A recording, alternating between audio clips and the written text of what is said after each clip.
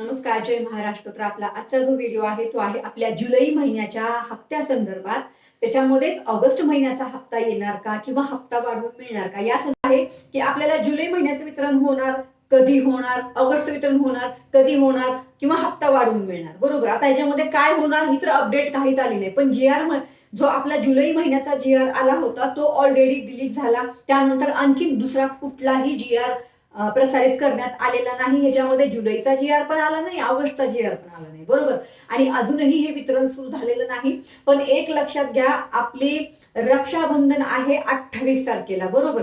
आणि 28 ऑगस्टला रक्षाबंधन असल्यामुळं आपल्याला या रक्षाबंधनच्या निमित्ताने 28 तारखेपर्यंत आपलं वितरण सुरू होणं खूप गरजेचं आहे. आणि मला जेवढी माहिती आहे तेवढं मी तुम्हाला सांगते की हे वितरण आपल्याला 28 पर्यंत सुरू होणं अपेक्षितच आहे 100%. हे वितरण नक्कीच तुम्हाला जे आहे ते 28 तारखेपर्यंत होणार आहे. त्यामुळे कोणीही काळजी करू नका.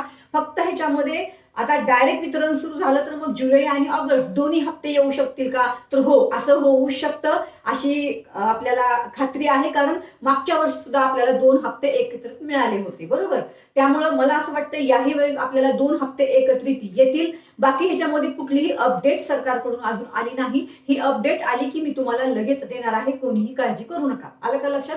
ह्याच्यामध्ये जुलै महिन्याचा GR आला, जुलै महिन्याचा GR परत प्रसिद्ध करण्यात आलेला नाही किंवा ऑगस्टचाही GR अजून प्रसिद्ध करण्यात आला नाही. फक्त वाट बघू आपण की आता हे GR अगोदर येणार आहेत का GR न येता वितरण होणार आहे. कारण आपल्याला खूप वेळा असं झालेलं आहे की GR न येता सुद्धा वितरण झालेलं आहे. तसंच या व्हिडिओमध्ये तुम्हाला माहिती देते की GR जरी नाही आला तरी सुद्धा आपल्याला ऑगस्ट महिन्याच्या 28 तारखेपर्यंत आपल्या लाडकी बहीण योजनेच्या अंतर्गत जुलै महिन्याचं हप्त्याचं वितरण पण होणं अपेक्षित आहे आणि ऑगस्ट महिन्याचं वितरण पण होणं अपेक्षित आहे. फक्त बघू की जुलैचा हप्ता येतो आणि त्याच्यामध्ये इन्क्लूड होऊन ऑगस्टचा पण हप्ता येतो का.